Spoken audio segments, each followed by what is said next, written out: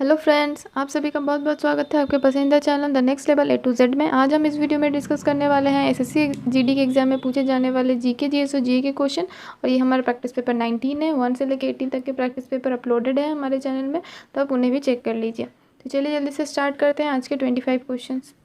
Question number 1, पित्त रस को स्रावित करता है कौन? ये कहाँ से स्रावित होता है? यकृत, फेफड़ा, हृदय या अन्य से? तो यहाँ पे करेक्ट ऑप्शन है ऑप्शन नंबर ए, यकृत से ये स्रावित होता है। ये गहरे हरे या पीले रंग का द्रव है जो पाचन में सहायक होता है।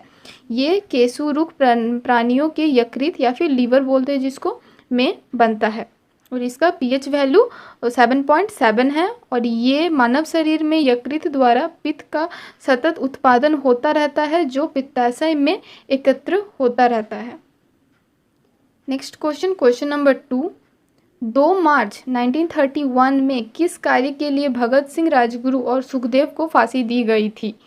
तो यहाँ पे आपके ऑप्शन है काकोरी पत्र मामला, या 1928 में लाहौर में सास को जल्या, या फिर 1929 में केंद्रीय विधानसभा में बम, या फिर इनमें से कोई नहीं। तो यहाँ पे correct option option number C, 1929 2 मार्च नहीं 1929 को केंद्रीय विधानसभा, केंद्रीय असेंबली में बम फेंका था और बम फेंकने के बाद उन्हें गिरफ्तारी दी और उनके खिलाफ मुकदमा चला और फिर बाद में उन्हें दिल्ली के सेशन जज के अदालत में बयान दिया गया, फिर उनकी फांसी हुई।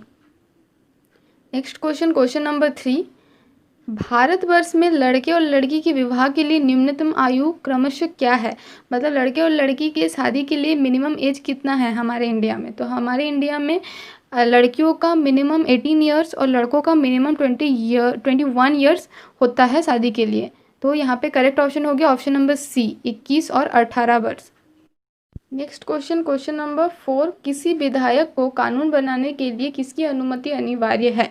मतलब किसी विधायक को अगर कोई नया लॉ बनाना है तो किसका परमिशन बहुत ज़्यादा जरूरी होता है? प्रधानमंत्री, राष्ट्रपति, उपराष्ट्रपति या लोक सभा अध्यक्ष? तो यहाँ पे करेक्ट ऑप्शन है ऑप्शन नंबर बी, राष्ट्रपति का अनुमति अनिवार्य होता है किसी विधायक को कानून बनाने के लिए। नेक्स्ट क्वेश्चन, क्वेश्चन नंबर 5, संसद का अंग है, इनमें से कौन सा संसद के पार्ट है? मतलब पार्लियामेंट के पार्ट है। तो लोकसभा या फिर राज्यसभा, या फिर लोकसभा और विधानसभा, या फिर लोकसभा, राज्यसभा और राष्ट्रपति? यहाँ पे correct option option number D, यानी कि लोकसभा, राज्यसभा और राष्ट्रपति पार्लियामेंट के अंग है, संसद के अंग है। नेक्स्ट क्वेश्चन, क्वेश्चन नंबर 6, पंचायती राज का सबसे छोटा अंग है। पंचायती राज का सबसे छोटा अंग क्या है? तो पंचायती राज का सबसे छोटा अंग ग्राम पंचायत है, इसीलिए करेक्ट ऑप्शन हो गया ऑप्शन डी। और भारत की प्रजातीय राज प्रणाली में गांव या छोटे कस्बे के स्तर पर ग्राम पंचायत या ग्राम सभा होती है, जो भारत के स्थानीय स्वशासन का प्रमुख अवयव होता है। सरपंच ग्राम सभा का चुना हुआ सर्वोच्च प्रतिनिधि होता है। प्राचीन काल से ही भारत के सामाजिक, राजनीतिक और आर्थिक जीवन में पंचायत का महत्वपूर्ण स्थान रहा है।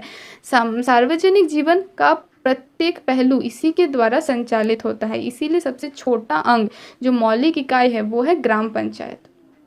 नेक्स्ट क्वेश्चन, क्वेश्चन नंबर 7, लोक रेखा समिति अपनी वार्षिक रिपोर्ट किसे पेश करता है? तो लोक रेखा समिति भारत सरकार के खर्चों की रेखा परीक्षा करने वाली एक समिति है और इसका गठन भारत सरकार अधिनियम 1919 के अंतर्गत पहली बार 1921 में हुआ। वर्तमान में इसके 22 सदस्य हैं। तो वो लोग अपना एनुअल रिपोर्ट किसे देता है? तो एनुअल रिपोर्ट वो लोग अपने संसद में देते हैं, इसीलिए करेक्ट ऑप्शन है option number B. Next question, question number 8, किस अधिनियम द्वारा कंपनी अधिनियम समाप्त किया गया? 1776, 1858, 1935 या फिर 1947? तो यहाँ पे correct option option number B, 1858। तो अगस्त 1858 ई में ब्रिटिश संसद ने एक अधिनियम पारित कर भारत में कंपनी का शासन को समाप्त कर दिया। इस अधिनियम द्वारा भारत के शासन का नियंत्रण ब्रिटिश सम्राट को सौंप दिया गया। इस समय विक्टोरिया ब्रिटेन की महारानी थी। Next question, question number 9, Bharat में कितने प्रतिशत लोग कृषि पर आधारित है?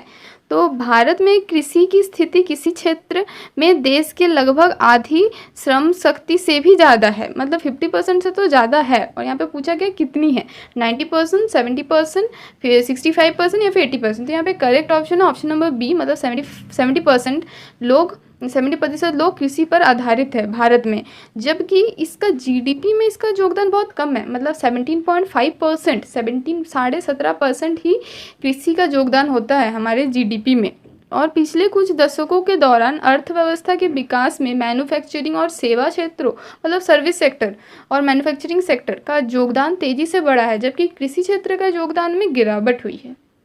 Next question, question number 10, jute का सबसे अधिक उत्पादन कहाँ होता है? मतलब हमारे इंडिया में जूट प्रोडक्शन सबसे ज़्यादा कहाँ होता है? और भारत विश्व में सबसे बड़ा जूट उत्पादक देश है। भारत विश्व के कुल 60% जूट का उत्पादन भारत करता है। और जूट उत्पादन में भारत के प्रमुख राज्य है पश्चिम बंगाल, बिहार, आसाम और उड़ीसा। इन राज्यों में सबसे ज़्यादा जूट उत्पादन होता है। तो यहाँ पे जो ऑप्शंस दिए गए हैं वो है मुंबई, कर्नाटक, बंगाल और आंध्र प्रदेश। तो इनमें कहाँ पे जूट उत्पादन होता है? तो इनमें पश्चिम बंगाल, मतलब बंगाल, ऑप्शन नंबर सी में अधिक जूट उत्पादन होता है। Next question, question number 11, Bharat में मानक समय रेखा किस शहर से गुजरती है? तो भारत का राष्ट्रीय मानक समय इलाहाबाद शहर में माना जाता है, मतलब ये इलाहाबाद शहर से गुजरती है। तो इसीलिए करेक्ट ऑप्शन है ऑप्शन नंबर डी। और भारत मानक समय को IST, इंडियन स्टैंडर्ड टाइम कहा जाता है, और इसकी स्थापना 1 सितंबर 1947 में हुई थी। और ये रेखा इलाहाबाद के निकट नैनी से होकर गुजरती है। Next question, question number 12, forest research centre का मुख्यालय कहाँ पे है? तो ये जो फॉरेस्ट रिसर्च सेंटर है या फिर इंस्टीट्यूट जो है, ये देहरादून मतलब उत्तराखंड में है। ये भारतीय वानिकी संस्थान, भारतीय वानिकी शोध जिसे हम लोग कहते हैं, ये शिक्षा परिषद का एक संस्थान है और भारत में वानिकी शोध के क्षेत्र में एक प्रमुख संस्थान है। ये देहरादून उत्तराखंड में स्थित है और इसकी स्थापना 1906 में की गई और ये अपने प्रकार के सबसे पुराने संस्थानों में से एक है। इसीलिए करेक्ट ऑप्शन क्या हो गया? Option number D, Dehradun. Next question, question number 13, विषुवत रेखा निम्न में से किस देश से होकर गुजरती है? तो विषुवत रेखा यानी कि भूमध्य रेखा भी कहा जाता है, तो वो टोटल 13 देशों से होकर गुजरती है। तो इनमें से जो ऑप्शन है कनाडा, ब्राज़ील, सऊदी अरब या फिर कोई नहीं, तो यहाँ पे करेक्ट ऑप्शन है ऑप्शन नंबर बी, मतलब ये ब्राज़ील से होकर गुजरती है। कनाडा और सऊदी अरब से नहीं गुजरती है ये। तो ब्राज़ील क्या है? ये दक्षिण अमेरिका महाद्वीप का एक देश है। Next question, question number 14, Angkor Wat कहाँ स्थित है? तो अंकोर वाट कंबोडिया में स्थित है। ये अंकोर वाट कंबोडिया में एक मंदिर परिसर और दुनिया का सबसे बड़ा धार्मिक स्मारक है। ये 163 हेक्टेयर में फैला हुआ एक मंदिर है और ये मूल रूप से खमेर साम्राज्य के लिए भगवान विष्णु के एक हिंदू मंदिर के रूप में बनाया गया था, जो धीरे धीरे 12वीं शताब्दी के अंत में बौद्ध मंदिर में परिवर्तित हो गया। तो इसीलिए करेक्ट ऑप्शन है option number D, Cambodia. Next question, question number 15, कटॉप्सी कहाँ स्थित है? तो ये जो कटॉप्सी है ये कहाँ पे स्थित है? इक्वाडोर, जापान, दक्षिण अफ्रीका या फिर केन्या। तो यहाँ पे करेक्ट ऑप्शन है ऑप्शन नंबर ए, इक्वाडोर में स्थित है। कटॉप्सी कहाँ पे स्थित है? इक्वाडोर में स्थित है। ये विश्व के सबसे ऊंची ज्वालामुखी पर्वतों में से एक है और इसका अंतिम बार उद्गार 1942 ईस्वी में हुआ था। 1942 ईस्वी में हुआ था और ये इक्वाडोर में स्थित है और ये विषुवत रेखा पर विश्व का सबसे ऊंचा और दूसरा सबसे ऊंचा ज्वालामुखी पर्वत है। वर्तमान में ये सक्रिय अवस्था में है और सबसे प्रथम ऊंचा सक्रिय ये दक्षिण अमेरिका के इक्वाडोर के इंडिज पर्वत श्रेणी में अवस्थित है। तो correct option option number A. Next question देख लेते हैं, क्वेश्चन नंबर 16, विश्व का सबसे ऊंचा जलप्रपात कौन सा है? तो विश्व का सबसे ऊंचा जलप्रपात एंजल है, इसीलिए करेक्ट ऑप्शन है ऑप्शन नंबर सी। तो ये कहाँ पे स्थित है? ये वेनेजुएला में एक झरना है, वहाँ पे स्थित है। ये दुनिया का सबसे ऊंचा जलप्रपात है जिसकी ऊंचाई 979 मीटर है और गहराई 807 मीटर है। ये जलप्रपात वेनेजुएला के बोरीवर राज्य के ग्राम सवाना क्षेत्र में स्थित है और ये कौन से पर्वत से गिरता है? ये आयन टेपुई पर्वत से गिरता है। Next question, question number 17, cinnabar किसका प्रमुख अयक है? तो जो सिनेबार है ये पारे का अयक है यानी कि मरकरी। सिनेबार प्रकृति में पाए जाने वाला एक खनिज है। इसका रंग सिंदूरी से लेके लाल तक होता है, मतलब सिंदूरी या फिर लाल रंग का ये होता है। तो इसीलिए करेक्ट ऑप्शन है ऑप्शन नंबर ए, पारा मतलब मरकरी। नेक्स्ट क्वेश्चन नंबर 18, जय जवान जय किसान का नारा दिया था किसने? तो जय जवान जय किसान भारत का एक प्रसिद्ध नारा है और ये नारा सबसे पहले भारत पाक युद्ध के दौरान भारत के तत्कालीन प्रधानमंत्री श्री लाल बहादुर शास्त्री ने दिया था। इसीलिए करेक्ट ऑप्शन है option number B, Lal Bahadur Shastri. इसे भारत का राष्ट्रीय नारा भी कहते हैं, जो जवान और किसान के श्रम को दर्शाता है। नेक्स्ट क्वेश्चन नंबर 19, प्रशांत और अटलांटिक महासागर को कौन सी नहर जोड़ती है? तो यहाँ पे करेक्ट ऑप्शन है पानामा नहर, इसीलिए ऑप्शन नंबर डी यहाँ पे करेक्ट ऑप्शन है। पानामा नहर मानव निर्मित एक जलमार्ग है अथवा जलयान नहर है जो पानामा में स्थित है। ये प्रशांत महासागर और अटलांटिक महासागर को जोड़ती है। इस नहर की कुल लंबाई 72 किलोमीटर है, 72 किलोमीटर है इसकी कुल लंबाई, और इसकी औसत चौड़ाई 90 मीटर है और इसकी न्यूनतम गहराई 12 मीटर है, और इसे अंतर्राष्ट्रीय व्यापार के प्रमुखतम जलमार्गों में से एक माना जाता है। नेक्स्ट क्वेश्चन देख लेते हैं, क्वेश्चन नंबर 20, विश्व दूरसंचार एवं सामाजिक सूचना दिवस मतलब कि world telecommunication and information society day निम्न में से किस दिन मनाया जाता है? तो विश्व दूरसंचार दिवस 17 मई को मनाया जाता है, इसलिए करेक्ट ऑप्शन है ऑप्शन नंबर डी। ये दिन 17 मई 1865 को अंतर्राष्ट्रीय दूरसंचार संघ की स्थापना की स्थिति में विश्व दूरसंचार दिवस के रूप में मनाया जाता है। तो इसीलिए करेक्ट ऑप्शन नंबर डी हो गया। नेक्स्ट क्वेश्चन नंबर 21, भारत में प्राचीन बिहार है, मतलब बिहार का सबसे प्राचीन जगह कौन सा है? तो यहाँ पे करेक्ट ऑप्शन है नालंदा, यानी कि option number A. Nalanda Bharat के बिहार प्रांत का एक जिला है जिसका मुख्यालय बिहार शरीफ है। नालंदा जिले में कुर्मी जाति के दबदबा और प्रभाव के कारण नालंदा जिले के आसपास के लोग कुर्मिस्तान के नाम से पुकारे जाते हैं। नालंदा अपने प्राचीन इतिहास के लिए पूरे विश्व में फेमस है। नेक्स्ट क्वेश्चन नंबर 22, प्राचीन भारत का वो राज्य जो नौसेना के लिए प्रसिद्ध है, इनमें से कौन सा राज्य प्राचीन भारत का नौसेना के लिए बहुत फेमस था? इसलिए यहाँ पे करेक्ट ऑप्शन है ऑप्शन नंबर बी, चोल राज्य।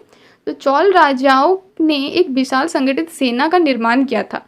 चोल शासन कुशल योद्धा थे और वे व्यक्तिगत रूप से युद्ध में भाग लिया करते थे। गज, रथ, पैदल सैनिक के साथ एक अत्यंत शक्तिशाली नौसेना थी। इसी नौसेना के सहायता से उन्होंने श्री विजय सिंघल, मालदीव आदि द्वीपों में विजय पाई थी। तो इसीलिए करेक्ट ऑप्शन चोल।